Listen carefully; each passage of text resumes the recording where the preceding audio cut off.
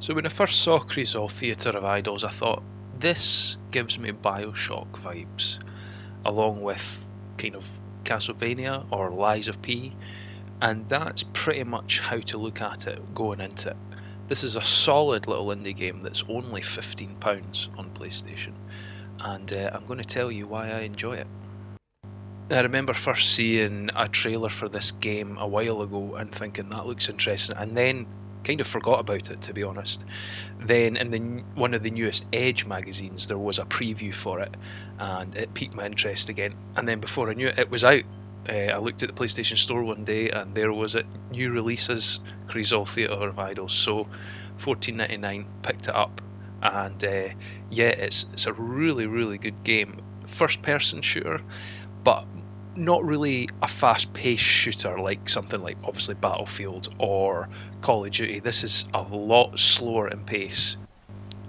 This is also a debut title from the developer Vermilla Studios, which is based in Spain, and this is set in 1980s Spain, or a version of it at least. Obviously, that's slightly fantasized. There's creatures that are fantastical and horror-like, and this isn't a specific area of Spain, it's an amalgamation, a mix of different areas that the developer blended together.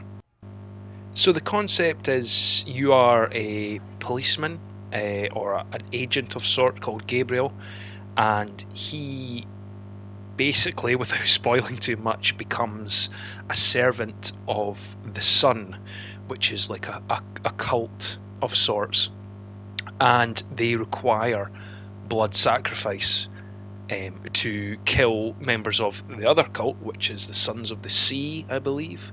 And to do that, you must use these specialised holy weapons that require blood.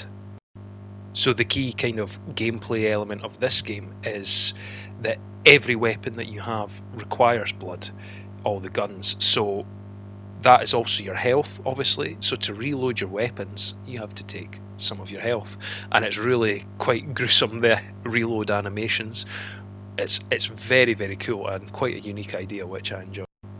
To regain health you can either use blood syringes, which kind of gives that feeling of Bioshock when you were injecting yourself with plasmids in that game, or you have the power to absorb blood from dead animals, and in some cases dead people as well, which, plus side to that, you gain some of their memories in some cases, which feeds into the story loop. The enemies in this game are puppets slash statues that have come to life, and they obviously give suitably creepy vibes moving towards you in a really awkward way, which can make shooting them quite difficult as they stumble around the place, and they can take quite a lot of shots. The pistol takes maybe like 6 or 7 shots to take them down sometimes, and the gameplay is quite slow, so you really do have to take your time and aim and make every shot count. I played on the normal difficulty, and there was a few times that I found myself with very low health, and I've died twice so far, one to a boss character and one from getting caught in a corner by a couple of statues. But yeah, the difficulty ramps up as you get through the game, but I never found myself low in resources, even when I was using my blood to reload the guns and maybe down to half health or low health, I usually could find enough animals or had enough syringes to top up my health again. Actually, a good example of maybe the way that the gunplay feels is like Resident Evil 7 or 8. It's maybe not quite as fluid as those games, but it has that weighty, slow feel, like you are actually a character with weight and movement rather than just a floating head with a gun. The world is kind of broken into these small hubs, not unlike Bioshock. So whilst the game is linear, these hub areas are quite small as well, but you're able to explore them and find items and upgrades which you can then take to a Mystic Meg lookalike, and upgrade skills, upgrade your weapons, and that's where this kind of Resident Evil Bioshock feel comes to it. There's a slight RPG mechanic there, which as you progress through the game makes you feel more powerful. Without spoiling too much, there is, as you've probably seen from this footage, a Big Daddy kind of character boss that follows you throughout the level, and it's extremely dangerous, and you have to try and stealth and avoid them. The stealth isn't great. I was never quite sure when the boss character could see me and how fast they moved, and even when you're sprinting in this game, it's pretty slow, and that was how I got caught out by the boss and killed at one point. I would say that character wasn't quite as well designed as something like the Big Daddies or even the Songbird in previous Bioshocks, or of course the Tyrant or Nemesis in the Resident Evil games. The feeling of threat wasn't quite the same, and it was a wee bit annoying sometimes trying to hide from them. I would say overall, whilst I enjoyed the combat for the most part, the movement did feel a little bit clunky, and that's the signs of a developer's first game. These things can be smoothed out in sequels or their next game.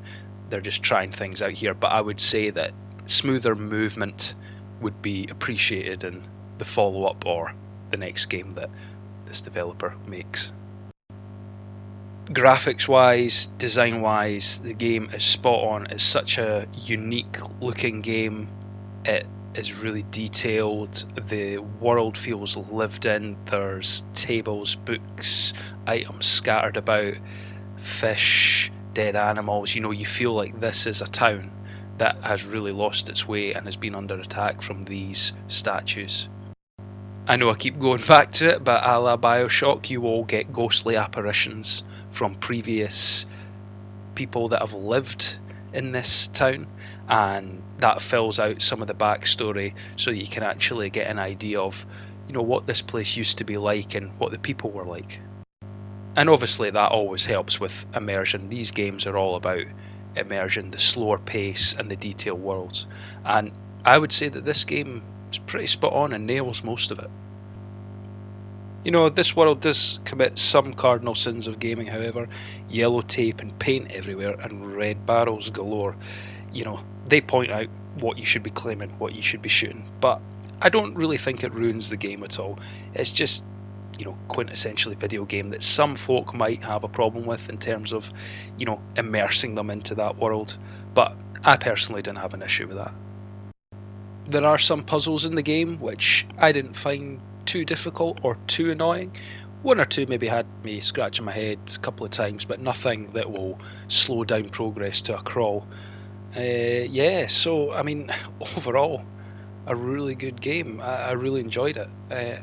Can't help feel that with some of these issues ironed out, it would have been a solid 9 out of 10 game, one that everyone should be playing. But at this moment in time, I feel that it's more for fans of Bioshock and maybe Deus Ex and some Resident Evil games. I think these kinds of people will really enjoy it if they're looking for a 15 to 20 hour game to complete, and at £15 at launch, you really can't go wrong with that.